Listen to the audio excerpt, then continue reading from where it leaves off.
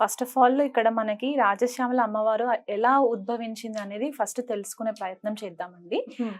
మొదటగా మనకి లలిత అమ్మవారు ఆవిడ సుప్రీం గాడెస్ గా మనం కన్సిడరేషన్ చేసుకుంటూ ఉంటాం కదా. ఫెమినైన్ శక్తి అని చెప్పేసి మనము కన్సిడరేషన్ చేసుకుంటాం.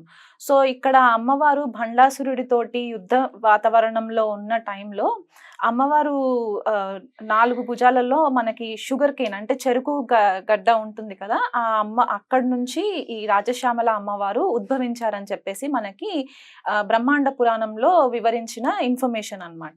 సో ఇక్కడ ఆవిడ లలిత అమ్మవారు ఏంటంటే ఆ యుద్ధ వాతావరణంలో ఎప్పుడైతే ఆ రాజశ్యామల అమ్మవారిని మేనిఫెస్టేషన్ చేసి బయటికి వచ్చారో, ఈ అమ్మవారు ఏం చేశారంటే ఆవిడ చేతికి ఉన్న ఉంగరము అమ్మవారికి పెట్టి ఒక క్రౌన్ పెట్టి ఆవిడని మంత్రినిగా, ఆవిడ యొక్క సైన్యానికి మంత్రినిగా పొజిషన్ ఇచ్చారనమాట. సో రాజశ్యామల దేవిని మంత్రిని దేవి అని కూడా అంటూ ఉంటారు.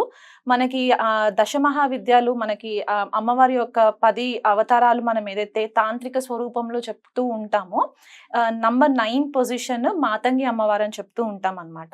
సో ఈ మాతంగి అమ్మవారు ఆల్టర్నేటివ్ నేమ్ వచ్చేసి మనకి శ్యామలాదేవిగా కూడా కన్సిడరేషన్ లోకి ఉంటుంది. ఈ మాతంగి అమ్మవారు ఎలా ఉద్భవించిందంటే